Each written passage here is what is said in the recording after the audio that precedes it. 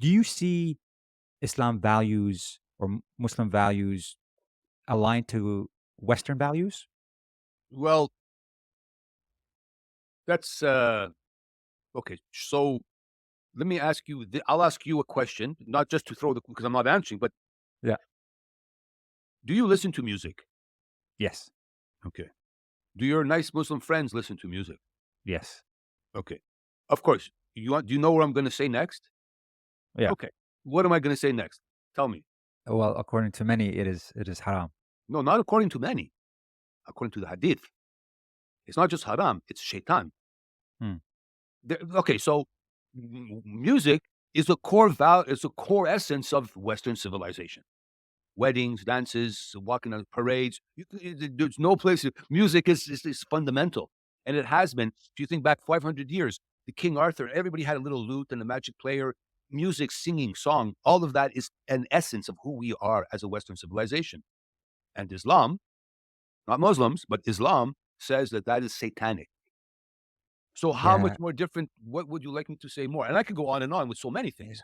For And example, do you appreciate women as a man?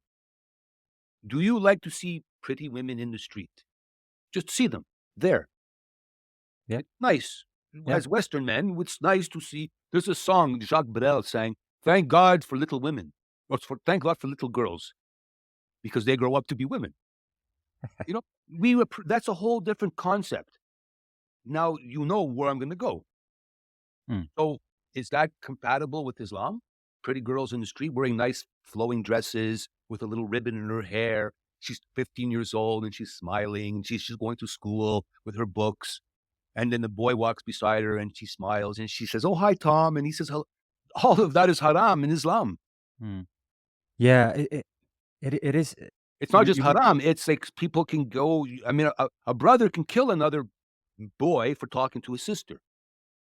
Yeah. I'm not saying that is in the hadith, but in the hadith, and I was just listening again. I did a short of Al Hakim. He's an imam, a very senior imam. Again, big long beard. Abu Huraira, or even Taimiyah, one I can't remember who, said this imam, scholar from very great scholar, a woman only needs one eye when she walks from the burqa, only one. But she can't, and he goes like this, she can have two eyes because the niqab is for the woman to see, not Hmm. to be seen. This is doctrine now. This is not my opinion. This is not the imam's opinion. This is doctrine. How can you take that out of Islam?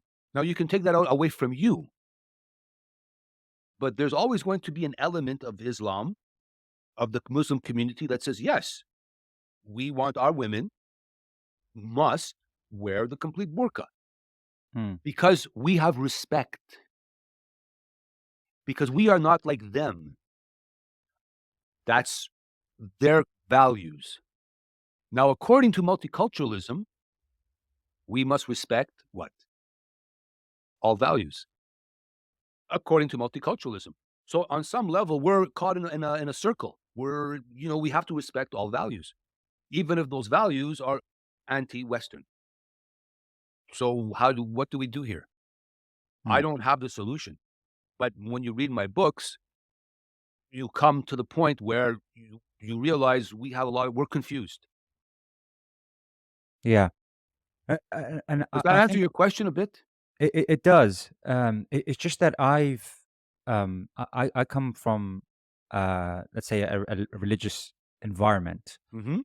My family are religious, but even though my family are religious, I would still view, and we still view, I have a huge family, and we all still view people who don't listen to music as radicals, or people who wear the niqab, which, living in Iraq for about 16 years, I didn't really see much of until I Okay. actually came to the West, To see where I more saw of it. more of that Sure. than in the Middle East, which was very interesting. So it goes back to, Can I I explain something? Sorry to interrupt you, but mm, mm, I was very close with a Jewish woman many, many years ago, and she came from Israel, and she was here in Canada, and she said, "Here in Canada, the Jews are more Jew than the Jews mm, in Israel."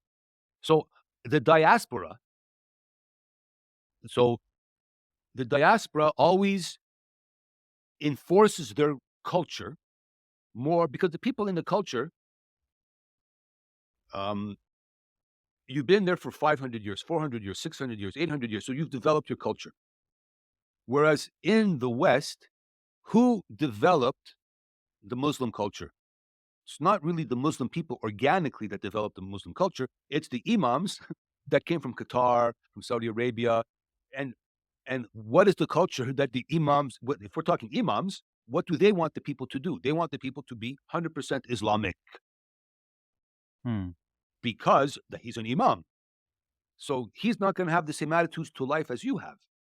If you ask him, he says, yes, you have to die for the cause of Allah.